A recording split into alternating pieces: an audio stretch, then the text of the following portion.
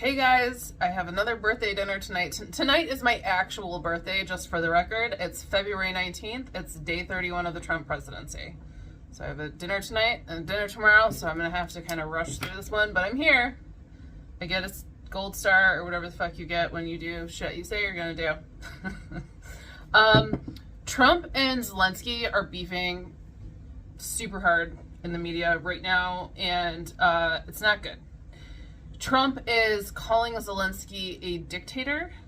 I don't know who said what first, but I will say that Zelensky just flat out called him out for the Russian disinformation campaign that has been welcomed by his administration with open arms, very clear what's happening here, and he just called him out for it. So, of course, now Trump is calling him a dictator, which is fucking hilarious. He's the polar opposite of a dictator. And he's also threatening him. He literally said, you need to make this deal or you're not going to have a country to run. Meaning, like, Ukraine will no longer exist if he doesn't do what Trump says. Scary stuff. NATO, in response to the scary shit that's happening right now, is holding large-scale combat drills.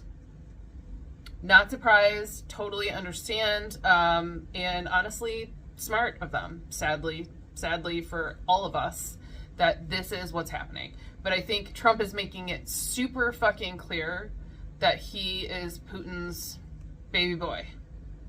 And he's gonna do what Putin wants him to do.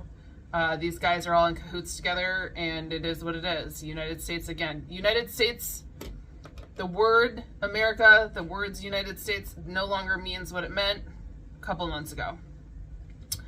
So the Social Security chief that Trump just appointed is actually, he is denying the claims that Elon Musk is making, and he very politely tried to explain what he thinks happened. In any case, Elon Musk has been all over social media saying that there's 200-year-olds receiving Social Security payments still. Not possible. So the Social Security system automatically stops payments to anyone that is older than 115. On top of that, this guy, Lee Dudek, because the Social Security chief resigned a day ago, this is the person that Trump placed in there to immediately replace the previous Social Security chief. And he came out and tried to explain that they are using a software program called COBOL software. It's a software language.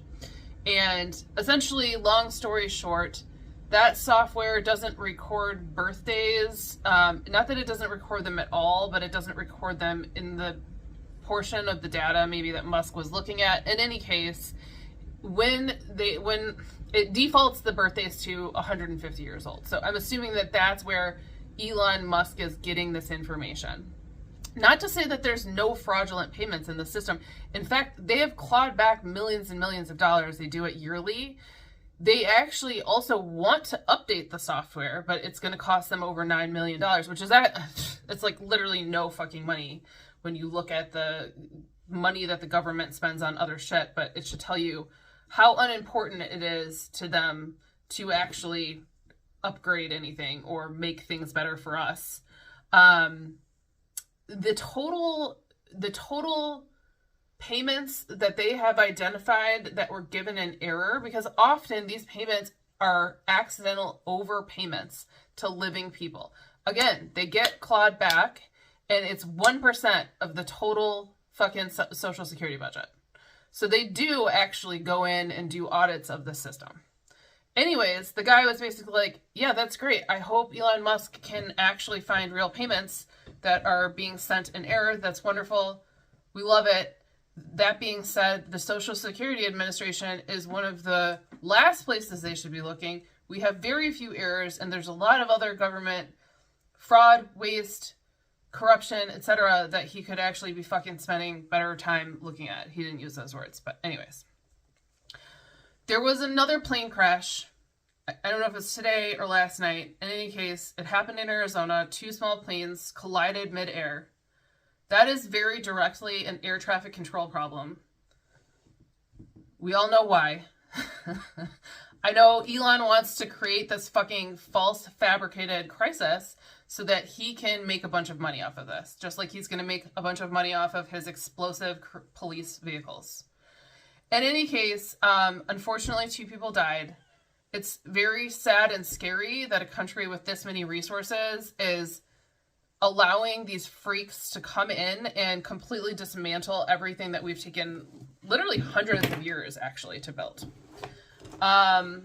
So the Trump administration is refusing to restart U.S. aid payments. That is in direct opposition to a court order. So now what? Now we can officially say this is a constitutional crisis. It's official. What are we going to do about it? What is the court going to do about it? What is the military going to do about it? What is the law going to do about it? Is anyone going to do anything, or are they just going to get to do this? And again, like I said earlier this week, we're going to have more information here very quickly because it's, we're going to find out what the answer is. If anyone will be able to actually step in and uphold the law here, or if that's just something that is in the past now. They have updated the average lifespan for men and women, and currently it runs 76 years old for men and 81 years old in women. I heard a little bit of a podcast talking about this today, and essentially what they were saying is that men really don't properly care for themselves, and that is causing this disparity in lifespan between men and women. I think that there's probably more to it than that, but that is essentially what they're saying, is that men are not paying as much attention to diet. They're not paying as much attention to mental health care. They're not paying as much attention to exercise as women, stress, etc., etc. So potentially those numbers could come more closely together. I'm actually happy to hear those numbers because I believe that they went down significantly during COVID, and it sounds like they've ticked up a little bit again. The USDA is scrambling to rehire bird flu experts that they're now claiming they fired accidentally. I wish I could literally blast this information directly into every MAGA person's ears. Do you hear? This is the Trump administration admitting that they desperately need these bird flu experts. Why are they doing that? They're doing that because bird flu is a very, very serious danger to our country. And they need these people. They haven't scrambled to rehire any of the other people that we also desperately need. We really need the FAA.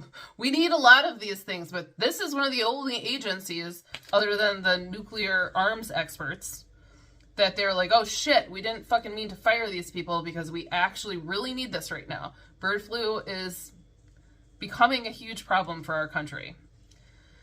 I don't know if the people are going to take their jobs back. Honestly, if I were them, I'd tell the Trump administration to get fucked. But that being said, that's a really big decision because it's going to affect potentially millions of people's lives. By the way, if you can hear my puppy crying, I'm really sorry. He hasn't gotten attention in approximately 30 minutes, so he's losing his mind. Trump signed an executive order that is giving him more power over independent regulatory agencies, and I'm going to talk about which agencies those are, but in conjunction with what I just said about the constitutional crisis and them choosing not to uphold the law, them choosing not to follow a court order, this should come as no surprise. But these agencies were set up by Congress to have nothing to do with the executive branch. This is not meant to be, these agencies are not meant to be partisan, they're not meant to be touched by the fucking president, period. In any case, it's the Consumer Product Safety Commission, and they issue recalls on products that are dangerous. It is the Securities and Exchange Commission, which oversees the markets, and it's the Federal Insurance Corporation, which insures bank deposits. Okay. Fortunately, they left the fucking Federal Reserve out of this. That being said, they're requiring these agencies to submit any new regulations directly to the White House for approval, and he's given himself and his attorney general sole power to interpret the laws for the executive branch. Anyways, I am horrified, but also I'm just not. You know what I mean? Like, I'm not surprised. They're gonna keep pushing this on a world stage. It's almost embarrassing. Like, I don't know if they think that it's not super fucking obvious that it's not just a coup of the United States government, it's like a world coup. It's literally all these freaks. It's like Peter Thiel. I still can't remember the other guy's name. I saw a video of him. I can't remember his name. I just don't even want to know these people's names. It's literally, they're all crazy nerds, and they all think that their ego has so distorted and warped their brains that they think that they know what's best for fucking humanity and the planet. And it's very much the polar opposite. They are literally a cancer on this society. They're eating this society alive.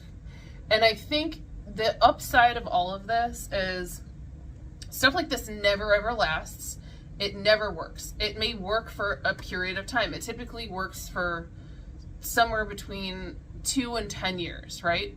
And so they may get their claws into this, but on a long timeline, it's probably going to end up actually toppling not just these dictatorships, but I feel like it could create like a literal worldwide uprising. So I think that they are ushering in something hopefully and potentially very good for this planet. Unless that fucking asteroid hits us, and they keep they keep raising the percentage of chance that there is that it's going to hit us, by the way. It went from like 2% to 3%. Maybe tomorrow it'll be 15. Anyways, you know what? Fuck them. I hope they keep it up. Keep pushing it and see what happens. Because, again, now the whole world is involved. NATO's running drills. I mean, it's crazy. This is a really weird time to be a human. I think part of it is that we've never had, because of the internet and because the world economies are now so intricately linked together, we are not just one country here and one country here. We're all dependent on each other. And I think that this whole situation is really bringing that to the forefront and forcing some of these countries to look at this dead in the face. Things that have been taken for granted can no longer be taken for granted. And I don't necessarily think that's entirely bad. I just think we're in for like we're gonna get our asses handed to us for a minute. Anyways, love you guys. I gotta go. I'll see you tomorrow.